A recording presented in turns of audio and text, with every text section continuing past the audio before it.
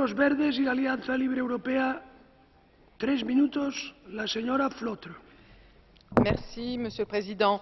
Oui, je crois, comme mes collègues, que le processus qui s'est ouvert en Turquie est de première importance, voire historique, et qu'en cela, il ne ressemble pas aux anciennes tentatives, d'ailleurs, qui ont toutes échoué jusqu'à ce jour, de négociations pour la paix entre l'État turc et son gouvernement et les Kurdes. Il s'agit de mettre fin à un cycle de violence de plusieurs décennies, un cycle de répression et rébellion qui a causé la mort de dizaines de milliers de personnes, et je dois dire que pour les familles, qu'elles soient mères, filles ou sœurs de policiers, de soldats, de guérilleros ou de civils, la douleur est la même, et il s'agit donc de mettre fin à cette douleur pour relancer une nouvelle étape de la démocratie en Turquie, puisque la question kurde est la question taboue qui, aujourd'hui, et on le voit dans les débats à l'Assemblée nationale turque, est en train de révéler et de clarifier un paysage politique,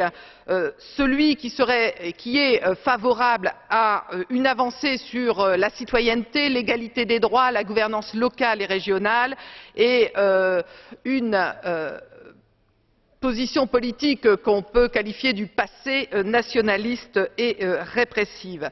Il y a aussi des enjeux, ça a été dit, c'est très important, régionaux qui sont considérables, qui à la fois motivent la détermination du gouvernement à avancer résolument vers la paix et la négociation, et qui en même temps aura des effets de stabilisation à l'échelle régionale qui sont tout à fait considérable. Alors évidemment, après des dizaines d'années de méfiance, de violence, voire de haine, ce n'est pas simple de faire confiance, ce n'est pas simple d'être positif, ce n'est pas facile de trouver le langage de la réconciliation, de la paix et de la démocratie. Ce n'est pas simple, mais ne pas le faire serait une erreur historique aux conséquences dramatiques, et la population elle-même l'a dit, elle l'a dit très simplement quand elle a accueilli à Diyarbakir le corps des 3 militantes kurdes dans le recueillement, sans aucune provocation d'aucune part. La population a dit sa détermination pour la paix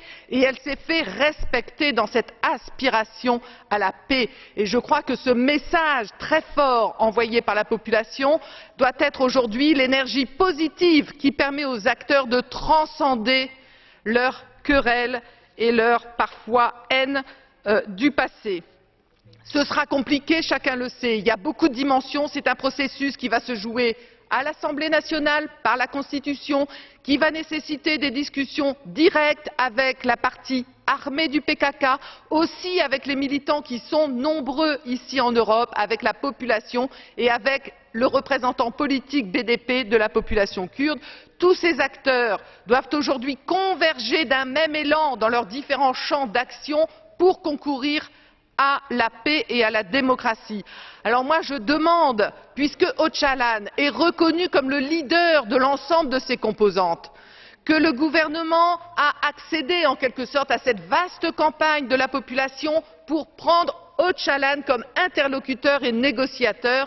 Il faut que ce monsieur, que ce leader reconnu ait les moyens de mener à bien cette tâche historique.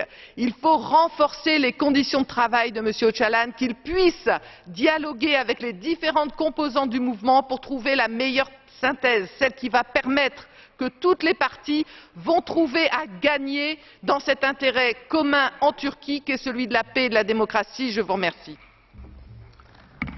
Gracias, señora Flotre. Por los conservadores y reformistas, 2 minutos, el señor Tannock.